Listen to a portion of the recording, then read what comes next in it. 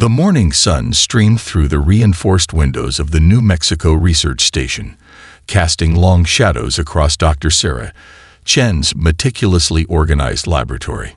She adjusted her lab coat for the 7th time in 10 minutes, her fingers brushing against the worn fabric name tag that read Dr. S. Chen, lead xenobiologist. The automated system chimed softly, announcing the imminent arrival of their galactic visitors. Atmospheric composition stabilized. Quantum field harmonics aligned. Ready for materialization sequence, the station's AI announced in its characteristic monotone.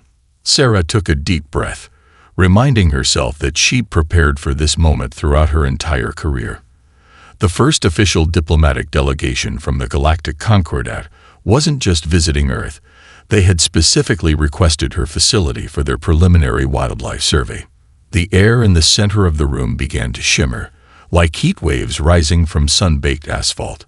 3 distinct forms took shape within the containment field. Sarah's scientific mind immediately began cataloging details as the aliens materialized. The first visitor, an axial representative, crystallized into existence. Their form resembled a complex geometric sculpture carved from living diamond, each facet catching and refracting light in mesmerizing patterns. As they moved, their crystalline bodies shifted and realigned, creating subtle chiming sounds that seemed to form words. Beside them, a swirling mass of iridescent gas coalesced into the distinct form of a Nibu diplomat. Their gaseous body contained swirling bands of color that moved in complex patterns, like the surface of Jupiter compressed into a roughly humanoid shape. A small anti-gravity device kept their specialized atmospheric container stable. The third visitor, Azural representative, appeared last. Their liquid mercury-like form rippled within a transparent containment sphere that hovered slightly above the ground. Complex patterns flowed across their surface, creating what Sarah recognized as their equivalent of facial expressions. "Greetings, Dr. Chen." The Axel spoke first, their crystalline form vibrating in harmony with their words. "We appreciate Earth's cooperation in this standard biological survey." Sarah bowed slightly, following the protocols she'd studied. "Welcome to Earth. We're honored to assist the Conquerors in their documentation efforts." The Nibu's form swirled faster, indicating excitement. "We've reviewed your planetary data. Quite fascinating to find such large creatures still existing on a developed world. These elephants and whales, truly remarkable megafauna." "Yes," the Zerl rippled in agreement, their mercury-like surface forming complex patterns. "We're particularly interested in documenting these larger species. They seem to be the most significant wildlife your planet harbors." Sarah suppressed a smile, remembering her graduate thesis on Earth's most remarkable species. Actually, size isn't always the best indicator of biological significance on Earth. Some of our smallest creatures have the most fascinating adaptations. The 3 aliens exchanged what she interpreted as glances. The Axel's crystal structure realigned in what she'd learned was their equivalent of a dismissive gesture. "We've surveyed thousands of worlds, Doctor. While we appreciate your expertise regarding local fauna, we found that larger organisms typically present the greatest biological complexity." "Of course," Sarah replied diplomatically, gesturing toward her holographic display. "Would you like to review our preliminary data before we begin the field survey?" The aliens gathered around the display as Sarah brought up a map of the local ecosystem. She noticed how they focused on the largest animals, barely glancing at the intricate web of smaller creatures that made up the desert's true biological engine. "We'd like to begin with your desert regions," the Nibu announced, their gaseous form rippling with confidence. "The lower biomass density will make for an excellent baseline reading." Sarah nodded, already anticipating how this survey might challenge their preconceptions. "I'll prepare the mobile research unit, though I should mention that our deserts are surprisingly complex ecosystems. We have experience with harsh environments," the Zerl assured her, their liquid surface displaying patterns of absolute certainty. "Our protective technologies can handle any environmental challenges your world might present." As Sarah led them toward the preparation area, She couldn't help but wonder how these advanced beings would react when they discovered that on Earth, true wonders often came in surprisingly small packages. The mobile research unit hummed quietly as it navigated the desert terrain, its adaptive suspension compensating for every bump and dip in the sandy ground. Dr. Sarah Chen watched through the reinforced windows as the morning sun painted the landscape in shades of amber and gold. Her alien companions had insisted on starting at dawn, citing optimal scanning conditions. Fascinating mineral compositions, the Axel observed, their crystalline form refracting the sunlight into tiny rainbows across the vehicle's interior. Their scanning device, which resembled a floating constellation of light points, danced around a tall saguaro cactus. These silicon-based life forms show remarkable adaptations. Sarah cleared her throat gently. Actually, cacti are carbon-based, just like most Earth life. They've evolved specialized structures to survive in arid conditions. The Nibu's gaseous form swirled with what Sarah had learned to recognize as embarrassment. Of course, we sometimes forget that your world achieves complexity without utilizing crystalline or metallic biological frameworks. The vehicle came to a gentle stop near a cluster of desert flora. The Zerl's mercury-like surface rippled with anticipation as they activated their mobile containment sphere.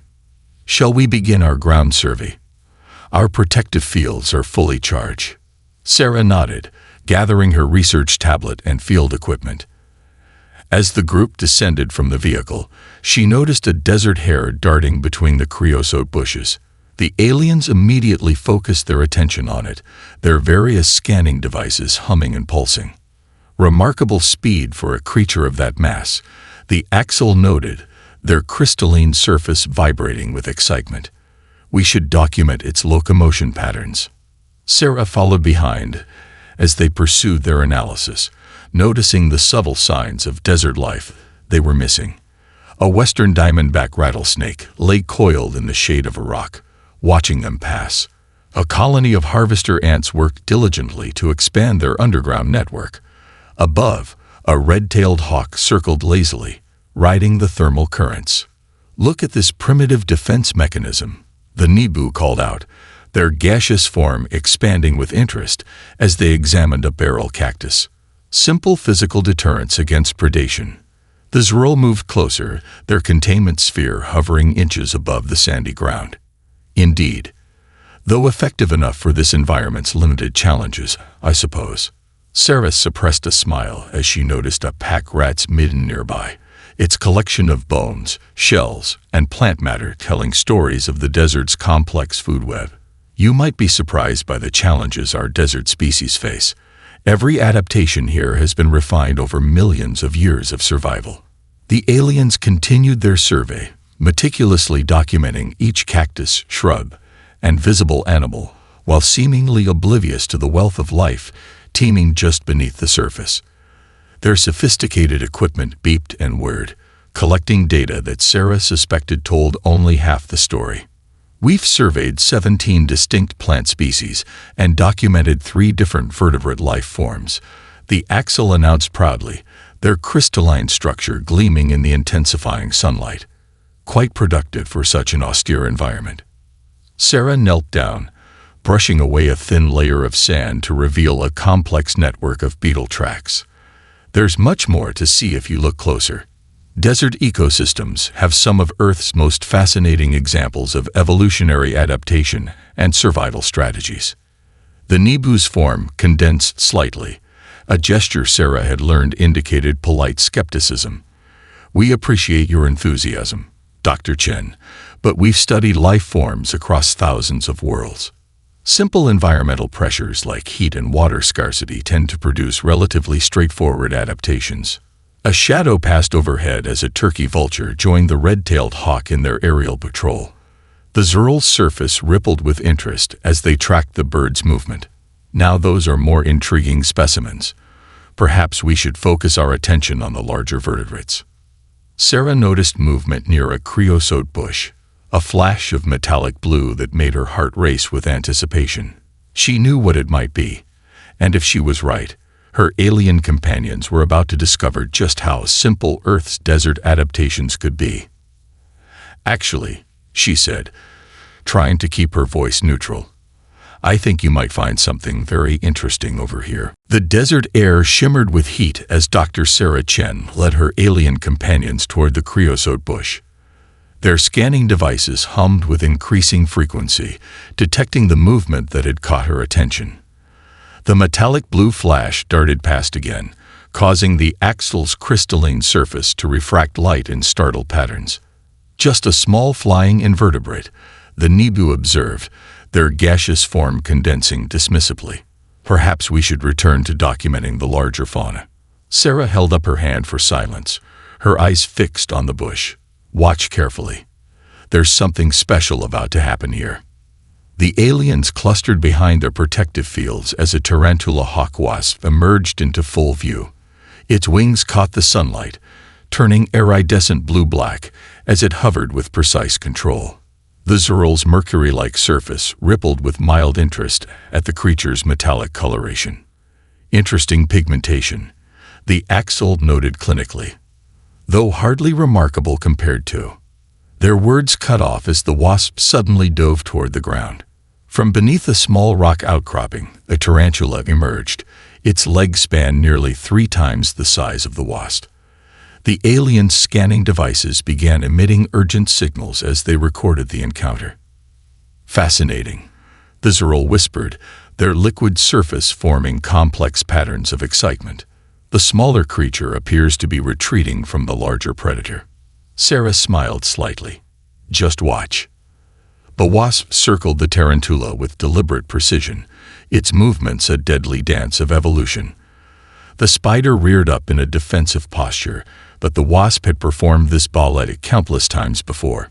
It darted in with surgical accuracy, its stinger finding the exact nerve cluster beneath the tarantula's exoskeleton. The Nibu's gaseous form began swirling erratically. "It's attacking a creature 3 times its size. Surely this is aberrant behavior." They watched as the tarantula's movements became increasingly uncoordinated. Within seconds, the spider lay paralyzed but very much alive. The wasp landed beside its prey, examining it with methodical precision.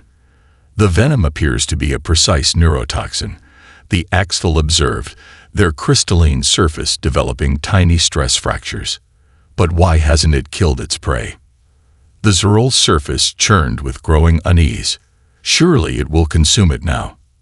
Sarah took out her tablet, pulling up detailed anatomical scans. "Actually, this is where it gets interesting. The wasp doesn't want to kill the tarantula. It needs it alive." The wasp began dragging its paralyzed prey across the sand with remarkable strength. The alien scanning devices tracked its progress, recording every detail of the gruesome yet fascinating process. "It's taking the prey back to its nest," Sarah explained, her voice carrying the calm enthusiasm of a seasoned scientist. "The tarantula hawk wasp doesn't hunt for food. It hunts for its children." The axle's surface developed deeper stress patterns. Clarification requested. "If not for food, then?" "The wasp will lay a single egg on the paralyzed tarantula," Sarah continued. "When the larva hatches, it will have a perfectly preserved food source. The venom keeps the tarantula alive and fresh until..." The Nibu's form began to destabilize, requiring emergency containment field adjustments. "The offspring consumes the prey. Alive." "Precisely," Sarah confirmed. "The larva instinctively knows exactly how to eat the tarantula in a way that keeps it alive as long as possible, consuming non-vital organs first. It's a remarkable example of evolutionary adaptation." The Zerul's mercury-like surface had gone completely still, a sign of deep distress in their species. "And this behavior, is it common on your world?" Sarah was about to explain the fascinating diversity of parasitoid wasps across Earth when she noticed the axle's crystalline form had developed concerning fracture patterns. Their universal translator sputtered as they attempted to process what they'd witnessed. "Perhaps," Sarah suggested diplomatically, "we should return to the research station. I can show you our detailed documentation of similar species and their evolutionary strategies."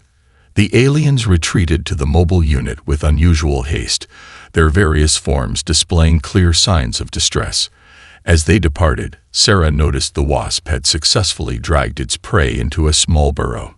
Another successful hunt in the endless cycle of desert life, though she suspected her alien companions might not share her appreciation for its efficiency. Back at the research station, the climate control system hummed steadily as Dr. Sarah Chen prepared the holographic display. Her alien visitors had barely spoken during the return journey, their forms showing various signs of continued distress. The Axel's crystalline surface still bore fine stress fractures, while the Nibu's gaseous form swirled in agitated patterns. Perhaps we should begin with a broader overview of Earth's parasitoid species, Sarah suggested, pulling up a detailed taxonomic chart. The Tarantula hawk wasp is just one of many fascinating examples. The Zurl's mercury-like surface rippled with what might have been dread. There are more such creatures.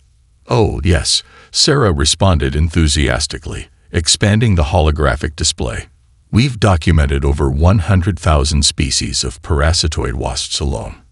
That's not counting other insect orders with similar reproductive strategies. The Axtel's translation crystal emitted a discordant tone. Clarification needed. You're suggesting this is a common evolutionary path on Earth.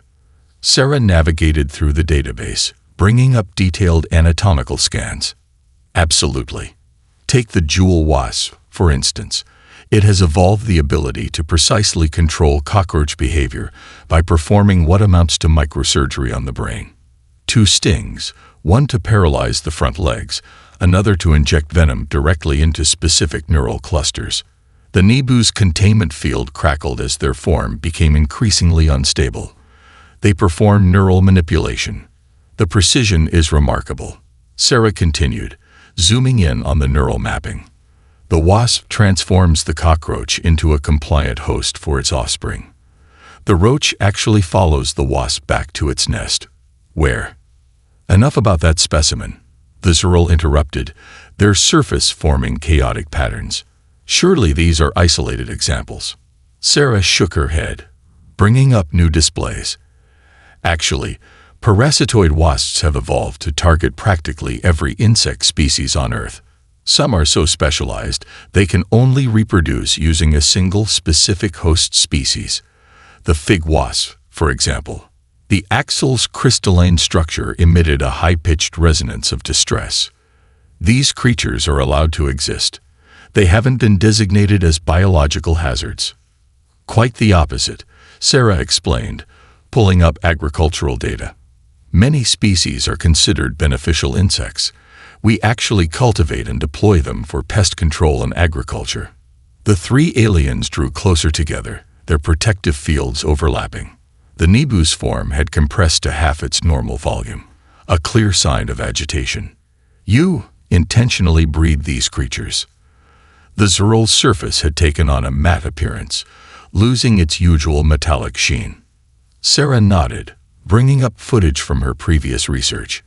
I've personally raised several species for study. The precision of their hunting techniques has inspired advances in microsurgery and neuroscience. Some species can detect cancer cells in other insects, which has implications for medical research. The Axtel's translation crystal briefly shifted to emergency frequencies. You study them, voluntarily. Of course, Sarah replied, activating a suspended animation display of various wasp species. Look at this specimen's ovipositor structure. It can drill through solid wood to reach host larvae, delivering venom with accuracy measured in micrometers. The biomechanical implications alone. The Nibu's containment field sparked as they backed away from the display. Dr. Chen, what is Earth's classification regarding potentially hazardous wildlife? Sarah considered the question. Well, we do have various conservation status indicators, but most parasitoid wasps aren't considered dangerous to humans. Their venom evolved to target specific host species. The aliens' universal translators simultaneously emitted error signals as they processed this information. The Zurl's surface had become completely still, a reaction Sarah hadn't observed before. Not considered dangerous. The Axel's voice emerged in fragmented bursts through their stress-fractured surface.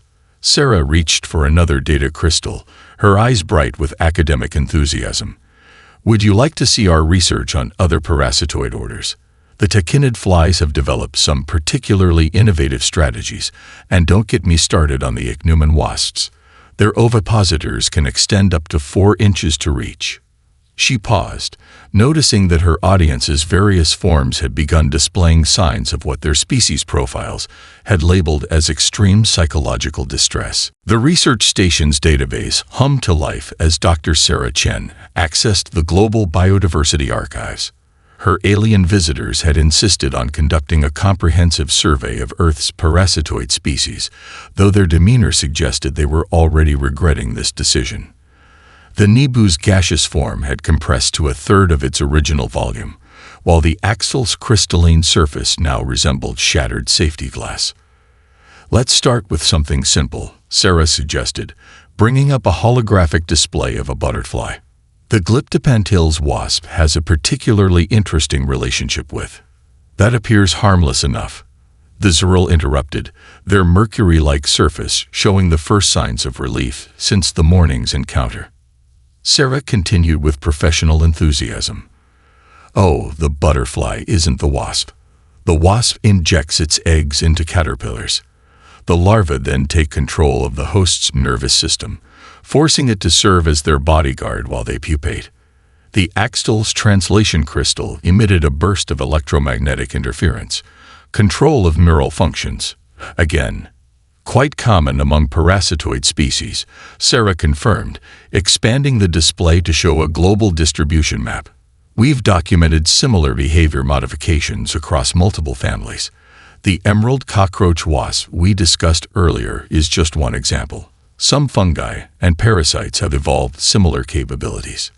The Nibu's containment field crackled. Fungi. Are you suggesting non-insect life forms have developed these strategies? Sarah brightened, pulling up new data streams. Absolutely. The cordyceps fungi are particularly fascinating. They can hijack an insect's neural pathways, compelling the host to climb to an optimal height for spore dispersal before. Enough about neural hijacking. The Zeril interrupted, their surface displaying chaotic ripples. Surely these are isolated phenomena. Not at all, Sarah responded, accessing her research archives. In fact, we've discovered that parasitoid wasps have shaped the evolution of countless species. They're such efficient predators that their hosts have developed remarkable countermeasures. Some caterpillars even produce silk-containing compounds that can jam the wasp's neural sensors.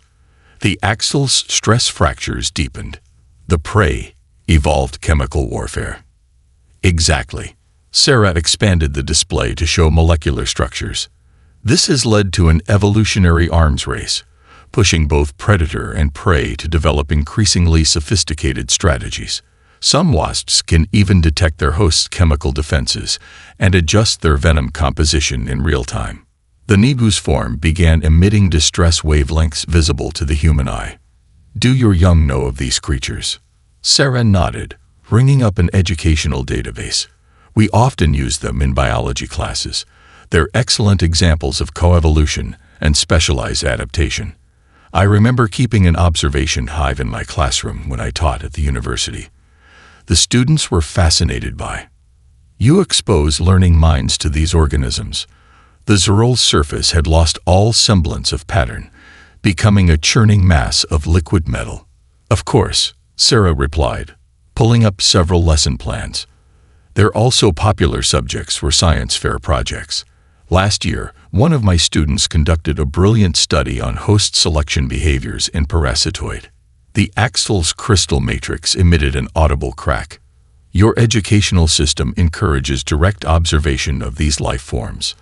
Within safe parameters, naturally, Sarah assured them, though her definition of safe seemed to provide little comfort. We've learned so much from studying their hunting strategies. For instance, their venom composition has led to breakthroughs in neuroscience and...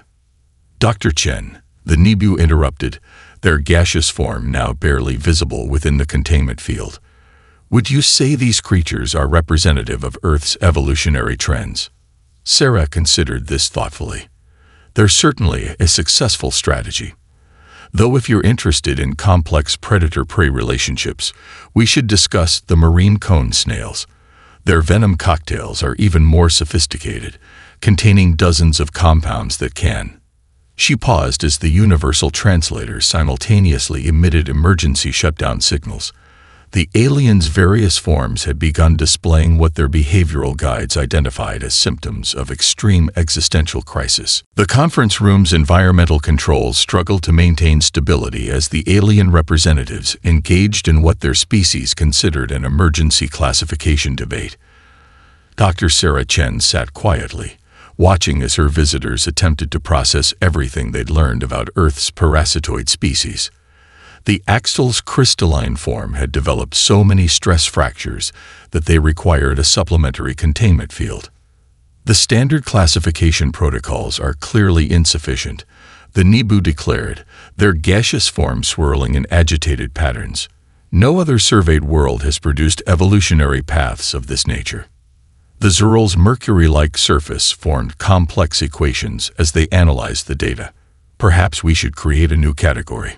The current Death World classification fails to capture the psychological implications of this ecosystem. Even that might be inadequate, the Axel responded, their voice emerging through increasingly unstable crystal facets. Our existing frameworks assume predation serves purely nutritional purposes. These creatures have developed precision surgical techniques, chemical warfare, and neural manipulation for reproduction. Sarah cleared her throat gently. If it helps your classification process, I could share our research on other specialized predator-prey relationships. The bombardier beetle, for instance, has evolved the ability to produce and precisely aim a superheated chemical spray fat. Please, the Nibu interrupted, their form condensing further. No more examples for the moment. The Zerul's surface rippled with what might have been scientific curiosity, quickly suppressed by obvious horror. Dr. Chen, how do your people maintain psychological stability while coexisting with such life forms? Sarah considered this thoughtfully. Well, most humans find these adaptations fascinating rather than disturbing. We've actually learned a great deal from studying them.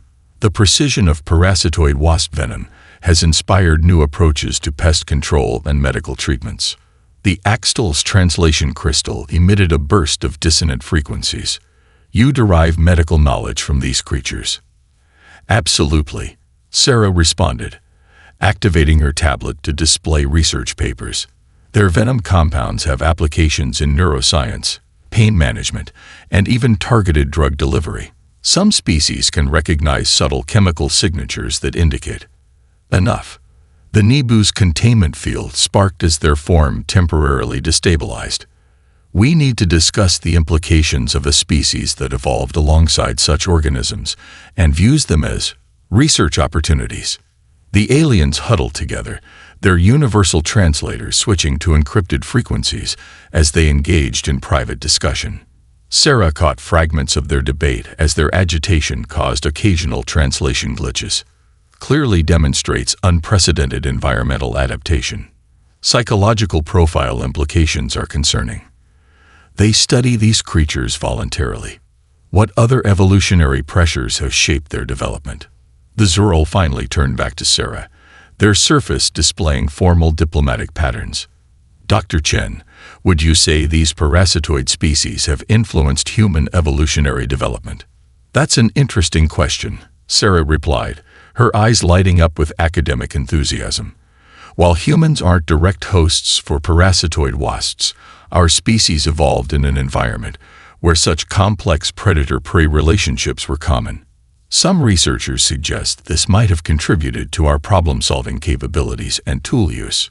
The Axel's stress fractures deepened visibly. You believe living alongside these organisms enhanced your species development. It's certainly possible, Sarah continued, warming to the topic. Earth's complex ecosystem, including parasitoids, created selective pressures that rewarded adaptability and intelligence. In fact, we've documented parallel developments in human and parasitoid hunting strategies. Our early use of paralyzing darts, for instance, shows interesting similarities too. She stopped as she noticed the aliens' universal translators were once again emitting emergency shutdown signals.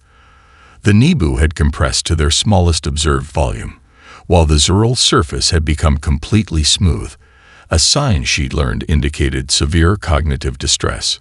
Perhaps, the Axel suggested through their increasingly fragmented crystal structure, we should take a brief recess to process this information. Sarah nodded understanding, though she couldn't help but wonder why they found Earth's perfectly normal ecosystem so troubling. After all, she hadn't even mentioned the really interesting parasites yet. The afternoon sun cast long shadows through the research station's windows as Dr. Sarah Chen prepared her presentation on biomimetic engineering. Her alien visitors had insisted on understanding how humans studied and utilized their observations of parasitoid species. The Axel's crystalline form now required constant structural reinforcement, while the Nibu's gaseous state had become alarmingly unstable. Let's start with something practical, Sarah suggested, activating the holographic display. This is a microsurgical tool we developed based on the Tarantula hawk's stinger mechanism. The Zural's mercury-like surface formed tight, anxious ripples. You replicated their weapons. Not just replicated, we improved upon them, Sarah explained, zooming in on the device's specs. By studying the Wasp's precise neurotoxin delivery system, we developed minimally invasive surgical tools that can target specific nerve clusters.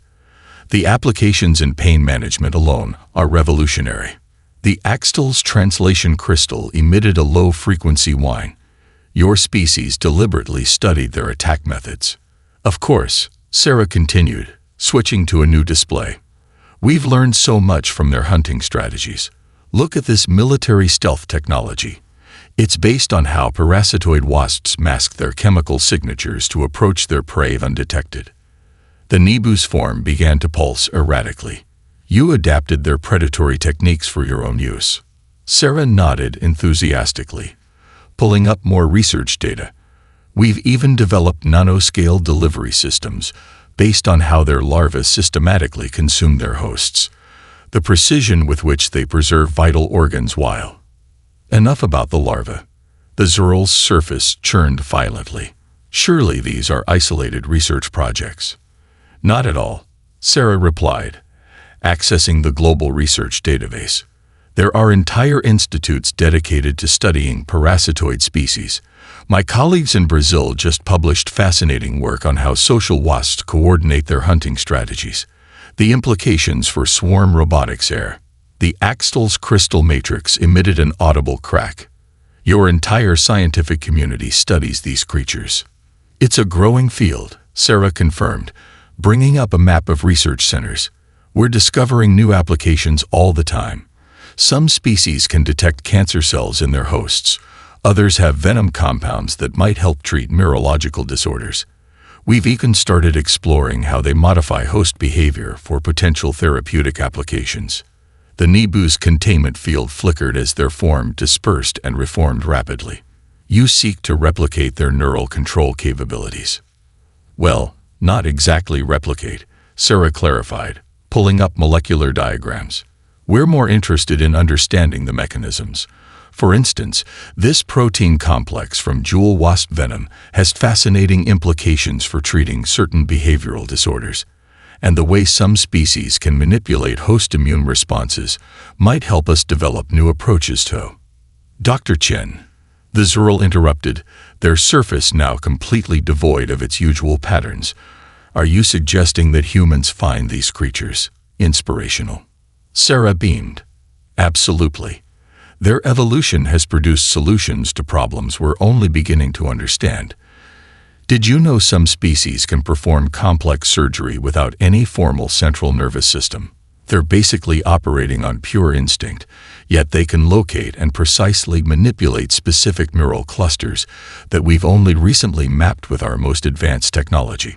The aliens' universal translators began emitting emergency shutdown signals in harmony. The Axel surface had developed a web-like pattern of stress fractures that seemed to pulse in time with Sarah's enthusiastic explanations.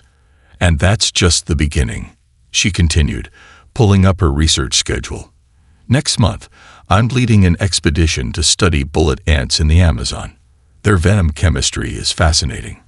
Some of the most complex neurotoxin combinations we've ever. She paused as she noticed the Nebu's form had become completely transparent, a state their species profile listed as extreme existential crisis. The Zerl's surface had frozen into a perfect mirror, reflecting Sarah's excited expression back at her, while the Axtel's crystal structure was emitting frequencies that the station's sensors classified as pure terror. Dr. Sarah Chen arrived at the research station early the next morning to find only a softly humming holographic message waiting in the conference room. The alien representatives had departed during the night, leaving behind their hastily compiled final report and classification recommendations for Earth. Their various forms of psychological distress had apparently reached critical levels after yesterday's biomimetic engineering presentation. She activated the message, watching as the three alien forms shimmered into view. The Axtel's crystalline structure was now held together by multiple containment fields, while the Nebu's gaseous form seemed to flicker in and out of visible wavelengths. The Zerl's mercury-like surface displayed patterns that the station's computer classified as severe cognitive dissonance. Dr. Chen, the Axtel began, their voice emerging through heavily fractured crystal facets. We appreciate your thorough documentation of Earth's biological systems. However, we find ourselves unable to continue the survey at this time. The Nebu's form pulsed weakly. The Galactic Conquerors standard classification system has proven inadequate for your world. We have been forced to create an entirely new category. Earth has been designated as classification pending. Extreme caution.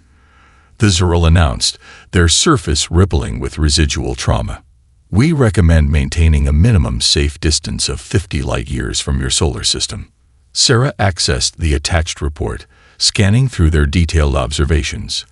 Their initial notes about Earth's megafauna had been completely overshadowed by pages of increasingly alarming documentation about parasitoid species. The section on human scientific research was marked with multiple warning symbols. The Axtel's image flickered. We feel compelled to note that the truly concerning aspect of our survey is not merely the existence of your world's parasitoid species, but rather humanity's enthusiasm for studying them.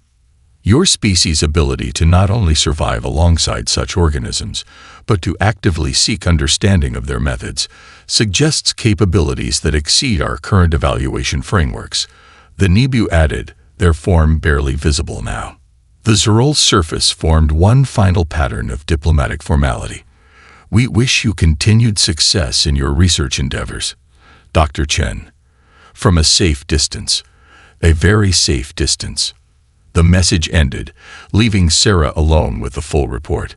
She browsed through their findings, noting with amusement their increasingly panicked observations about human scientific methodology. Their section on concerning human adaptations seemed particularly entertaining. Species demonstrates unprecedented psychological resilience, actively seeks to understand and replicate parasitoid hunting strategies, exposes developing minds to these organisms for educational purposes, exhibits signs of scientific enthusiasm when discussing neural hijacking techniques. The report's conclusion made her smile. While the observed parasitoid species present significant concerns, the real danger may lie in the psychological and evolutionary implications of a species that views such organisms as research opportunities. Additional study is recommended, but must be conducted from a safe distance to avoid potential contamination by human scientific enthusiasm. Sarah closed the report and began preparing for her day. She had a fascinating paper to write about alien psychological responses to Earth's ecosystem. But first, she needed to check on her observation hives. The new batch of jewel wasps was due to emerge, and she wouldn't want to miss their first hunting demonstrations. As she worked, her tablet pinged with an update from the Galactic Conquerors central database. Earth's new classification had been formally registered, along with a rather strongly worded advisory about maintaining safe distances. She noticed with interest that several nearby alien research stations had already begun relocating to more psychologically comfortable observation positions. They really should have stayed for the deep-sea species presentation, she mused, watching a newly emerged wasp practicing its precise flight maneuvers. The parasitic isopods would have given them some fascinating perspective on evolutionary adaptation. The wasp landed gracefully on her desk, its metallic blue wings catching the morning sunlight. Sarah made a mental note to include this incident in her paper on alien xenobiological stress responses. After all, one species' nightmare was another's elegant example of evolutionary perfection.